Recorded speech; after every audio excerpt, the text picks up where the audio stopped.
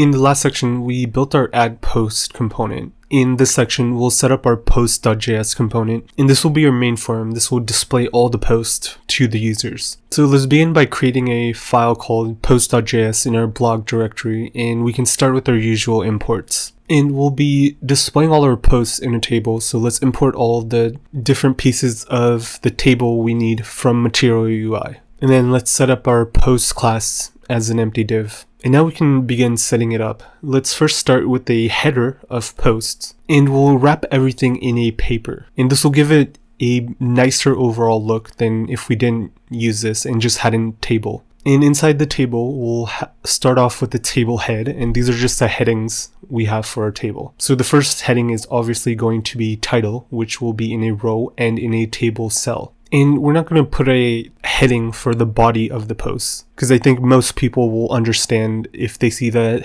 title heading, they'll understand the body of the post as well. And after this, we can now declare our table body. And the table body is going to be what actually contains the posts. And since we're going to be getting these posts from a database, let's set up our usual map state to props function. And let's declare a property called post, and then let's set it to state.postReducer.post. And remember, this post is coming from our post reducer that we set up in the previous sections. And this piece of state is what actually contains all of our posts. And since it's an asynchronous operation, let's do a ternary expression. So this.props.post, and then if post is present, then use the map function on the array. And then each post will be its own table row. So let's set up a separate render post function to render each post. So const render post, and then this is going to take a argument of post. And then we start with a table row, and then inside each table row is going to be a table cell. And let's first start off with the title, so post.post.title. And we'll actually make the title a link, because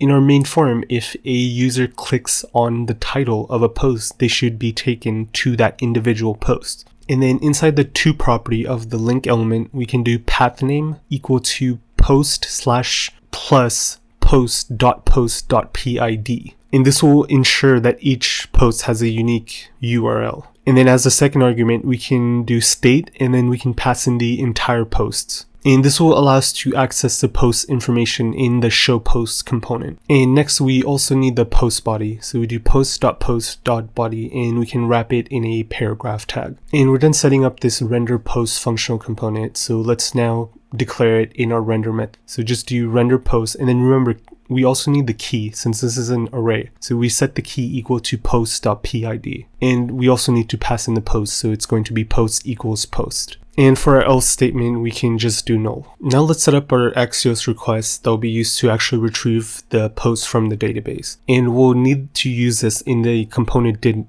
mount lifecycle method, since we want this done automatically when the user renders this component. So inside the component did mount method, we do axios.get /API/get/all posts, since this is an API request to our Express server. And then we do a .then call. And inside we do a arrow function with the res, which is the response. And we need to save the response in the Redux state. So let's do that now. Let's set up our map dispatch to props function. So let's name the property set post, and then we do an arrow function post, because this is what the response will be, an array of posts. And then we do dispatch actions.fetch db post. And after setting it up, we can now use it in our .then statement. So we do this.props.set db post, and we do, remember, rest.data, because the entire response object is more than just the array of posts. It includes the headers and other properties that we don't need to use. So to access just the array of posts, we do rest.data. And then after that, we do the